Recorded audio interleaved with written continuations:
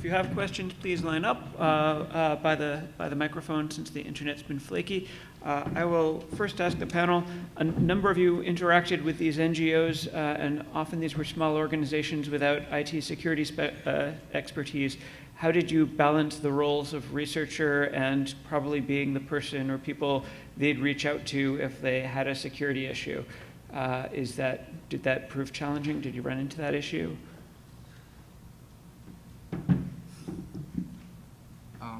So in my case, not so much. In my case, not so much. The main interaction was for them to share data with us, because we focused on the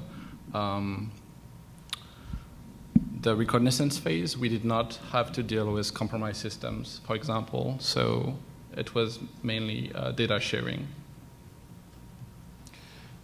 I think in my interactions with NGOs and individuals, because the study was of a different nature, kind of looking at attacks as they came rather than an analysis of 4 years of data, the issues that I kind of faced or the challenges that I faced were, well, so say I see one instance of an attack, and just from that single instance, you might not be able to trace it back to an actor or a specific type of technology, but with additional observation, you could perhaps link interesting things together. And it's kind of a tension. Like if you see people getting attacked, obviously you have to take steps to take down that command and control infrastructure if possible.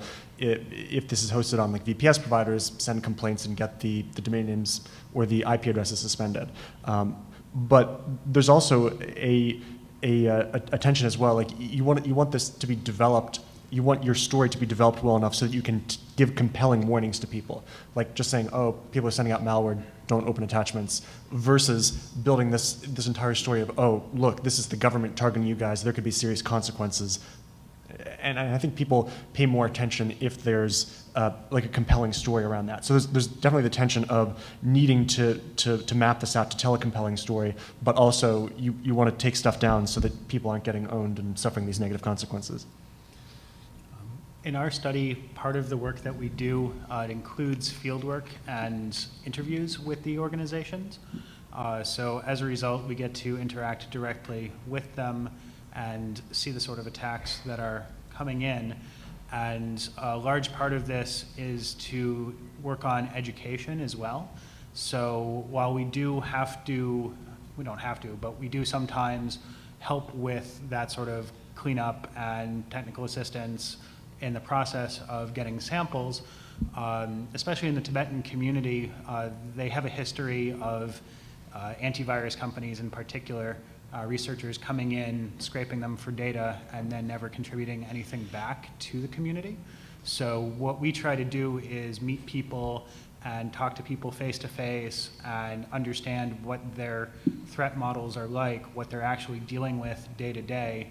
And we do the analysis of the malware and we do the academic research, but we also help with education to teach people how to defend themselves against these attacks and build up their own technical knowledge in that community. Hi, Grant Hill from UC Berkeley. So 2 years ago, Google announced that it deployed infrastructure to detect state-sponsored attacks and warn users against them. I was wondering if any of your users had seen these sorts of warnings and if you had been in touch with Google. So in my case, they did not.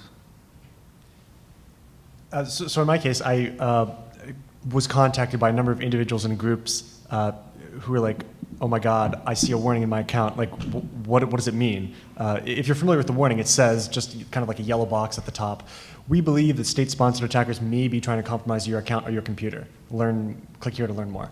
And there's no real details. Like, when people talk to me about this, they're really nervous about that there's no details or context surrounding the warning. Like they don't know whether it was something that recently happened or whether it was something that was 6 months ago, whether it was something which they've already forwarded to me and taken care of, or whether it's something they missed. So I think it's good to let people know about this, but the non-specificity of the warning, the lack of details, make people very nervous and limit the stuff that I can tell them. Like, well, maybe the warning was about this thing that you received, or I don't know, maybe it's something else. Some of the people that we work with kind of laugh at it a little bit as a too little too late award, where they're like, yeah, clearly I'm getting state-sponsored attacks. Thanks for noticing, Google.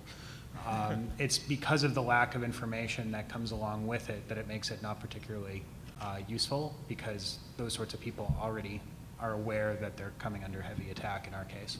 Okay, thanks. Emily Gretz with University of Michigan. Most applicably for the first paper, but just generally, did you guys notice anything about how the government actions stand up against the laws in the region?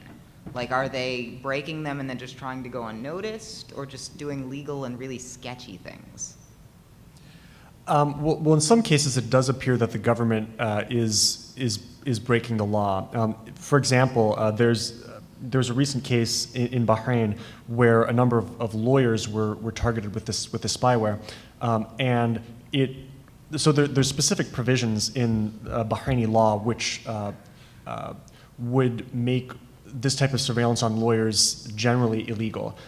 So it does appear in some cases that yes, the law is being broken by the governments, and they are, at least in the case of Bahrain, they do appear to be trying to be very stealthy about it. Also in the UAE, one of the things we noticed was that the government apparently switched away from this kind of like flashy, easily attributable hacking team, Finfisher stuff, and started using more off-the-shelf type malware, where when you see it, it's not automatic. You don't automatically know it's the government because these types of products are more generally available.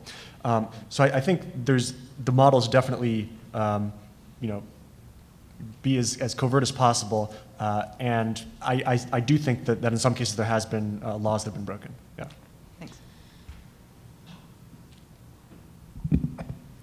Yeah, Tad Book from Rice.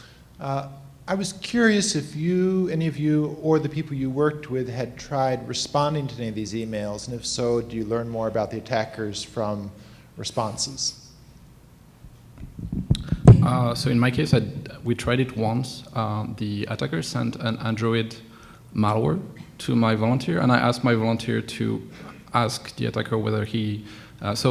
Okay, so it's a bit more complicated than that. The attacker implied that the malware had been sent from an Android phone and that the user should open it on an Android phone. So I told my volunteer to reply and say that he was using an iPhone, but he did not get any reply from that. We did something similar. It was actually the Cheng Li email. The recipient replied saying, "Thank you very much for the information, but I opened it up and nothing happened. Maybe it has to do with the fact that I'm running a Mac, I don't know." And then there was a follow-up email with Mac-specific malware that came in afterwards. Very good, thank you. Vern Paxson from Berkeley. I have a question for Seth, and I thought I found your presentation really interesting in this notion of developing a metric. What seems still challenging, though, is how to establish that the metric is sort of sound and principled. And for one thing, it could be that your number 5 targeting is just way better than the 4.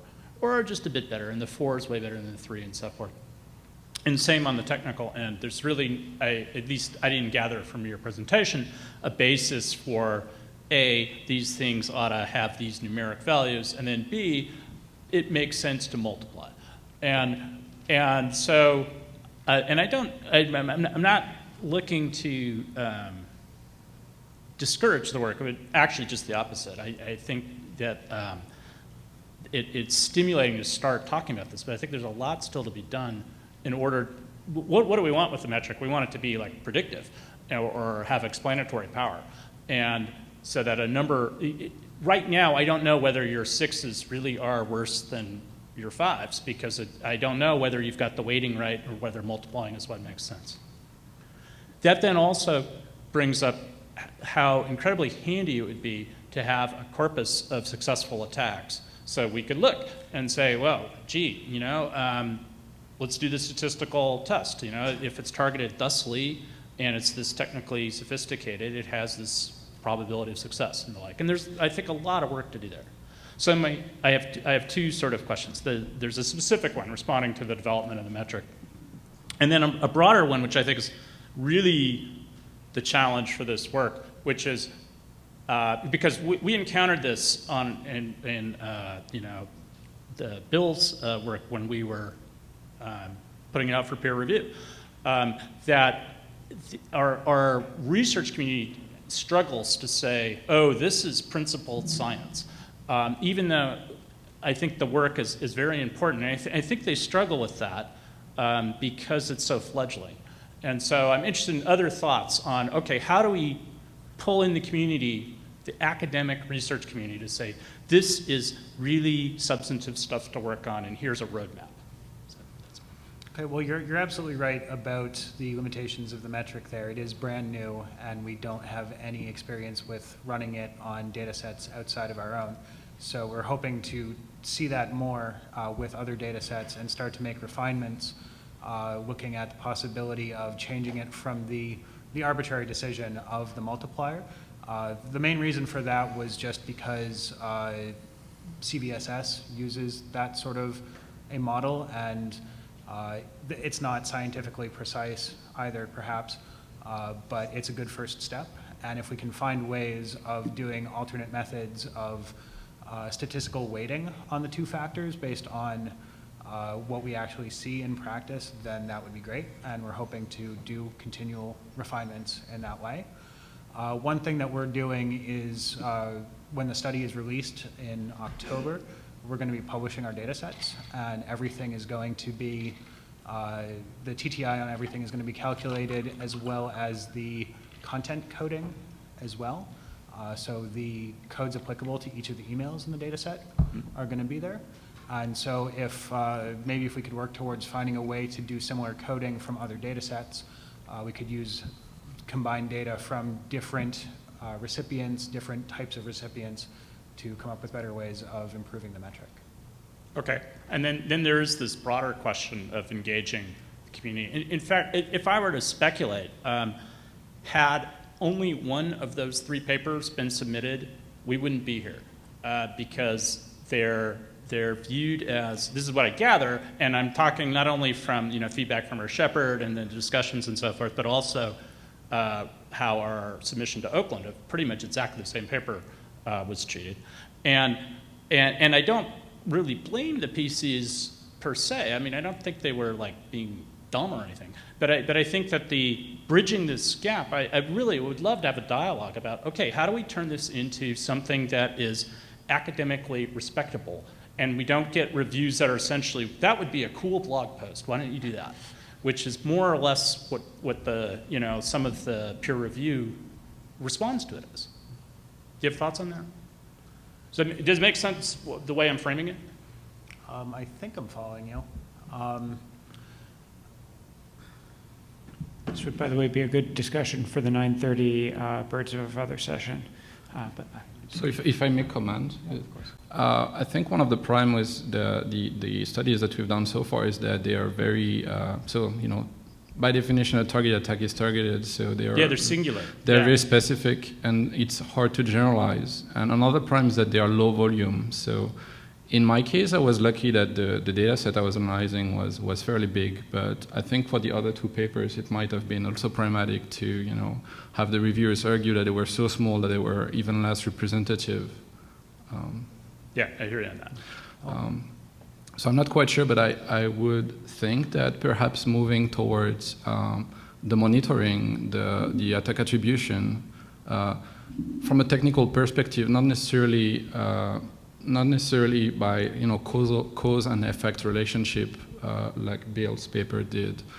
Try to automate those steps, and perhaps also look at defenses would make this type of work more acceptable for the academic community. One thing that we did in the specification of the TTI metric was clear descriptions of where the cutoffs for each step and value is. So even if, say we find that the multiplier doesn't work in context outside of, say, the Tibetan community, the breakoff points are still clearly specified for how to partition the samples into different levels. And even if that gets combined with the qualitative coding and used in a different way, that sort of separation into different bins, I think, is still pretty useful. Yeah, I would agree. In fact, when you were starting it and you said, oh, we've got these 5 numbers, I thought, oh, yeah, right. And how are you going to decide which number? And I really liked that I knew once you presented it, okay, this is procedurally, unambiguously the right number, you know, by doing this assessment. Thanks. Thank you. Rima Tanash, Rice University. Question for Bill. Was there a particular reason for you guys focusing on Bahrain, Syria, and United Emirates? And did you guys look into Saudi Arabia and Egypt, given all the recent events? And my other question is, you mentioned that you went to school in Bahrain, and given this work, were you ever felt threatened or maybe in risk? I'm not sure if you have family there or so. Thank you. Well, I'll answer your second question first. So I graduated from high school in 2005, I guess. So I haven't lived in Bahrain for quite a while now. I don't think I'd have trouble going back there. I wouldn't feel at risk if I was there. I don't still have family there, which is good. I do still have friends there, which, you know, I keep in contact with them, and they're kind of you know, maintaining their distance. Like, yeah, don't look me up, don't visit me. Like, I don't want to be, you know, I don't want them to be on to me, right?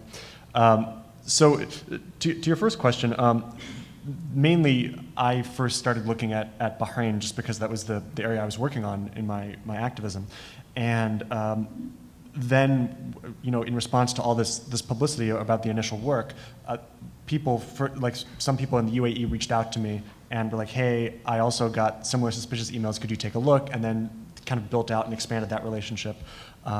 And some of the other authors have been, you know, working for quite a while now on the Syria angle. So it's kind of, you know, ad hoc in terms of those countries. As for Saudi Arabia and Egypt, I definitely, I think those are countries that all of the authors are really interested in. Just in terms of, it's difficult to, when you're taking a look at a country like Egypt or Saudi Arabia, to know who the targets are kind of a priori. Fortunately, we kind of, you know, it just sort of happened that in Bahrain it was activists who were being targeted, and then people in the UAE reached out to me. But if you were to take a country like Egypt and, you know, look at the various different political groups there and try to ask yourself, well, who's targeted? Who do I need to be in touch with, and who's not, like, who should I not be in touch with? Like, maybe it's the case that mainstream activists aren't targeted to a large degree. Maybe it's the Muslim Brotherhood that's being targeted. Maybe it's other groups. So it's really difficult to know who you should get in touch with. And in some cases, like, for example, like, take the example of the Muslim Brotherhood. Egypt considers that a terrorist organization, and, you know, the UK and US don't. But it seems like there might be some ethical considerations about, you know, providing support or you know, to an organization like that. So there's lots of complex factors you've got to juggle in your mind, and, you know, the hardest thing I'd say is just identifying the targeted groups. Sometimes you can do this if you find like a sample of this spyware or indications of government attack just somewhere in the wild, and if you can look at and analyze the bait content and see who you think it might be targeted against, that might be a good way to get in and break into one of these new countries. But the short answer is yes, I definitely have ambitions to look at the broader Middle East and world. For Saudi, do you think it would be the most challenging? Would people, you think, be afraid to reach out to you? Just because it's very stable there? Yeah, I mean, I think there's countries like Saudi and the UAE are quite similar in that there's really, like, the people who are kind of opposing the government are very much in the minority in Saudi Arabia and the UAE, and it's more challenging there because there's not really this infrastructure and architecture of civil society which people can kind of fall back on and use to facilitate connections and work there. So, like, if you take a country like the UAE, there's pretty much not really, you know, any robust civil society there, or Saudi Arabia similarly has a deficit in that area. I think my impression is that people in Saudi Arabia would probably be a bit more careful and reluctant because countries like Saudi and the UAE are not really that much as well in the media spotlight. So if someone gets killed in Saudi Arabia, you really don't hear about it. Like, around, there's been a couple dozen people who've been killed in Saudi Arabia in protests since 2011. I'm sure almost none of you have heard of that. So there's definitely a risk in these countries which don't have the civil society and don't really have robust media coverage that will actually, like, nobody will notice if something bad happens, really. Thank you. Okay. Is that one final question? Okay, before the final question, I had an email, I don't know if it's legitimate, from someone named Kevin Fu. It said all students should be at the registration desk at 3:30 for a photograph. On the other hand, I've also received information from others that there may be a bombing there, some kind of Peter Honeyman photo bombing. So students, 3:30 at the registration desk at your own risk. And our final question. Could you comment, any one of you, on the how interdisciplinary your teams are? Do you, for example, have anthropologists or social scientists working with you? Well, we have technical people and social science people. It is very interdisciplinary. It's actually surprising at this point that we have a number of technical people, just because we need it to keep up with the number of samples that we're getting these days. But it is very much a mix, and the context of the social science side is very important to understand what's going on and actually have an idea of what the threat models are and what's happening and where we should be looking. So in our case, it's purely technical people and researchers, and we had to do a little bit of homework to find out how to get in touch with people who might be able to help us with the data. Great. Well, thank you all for coming. Let's thank our speakers / panelists one more time.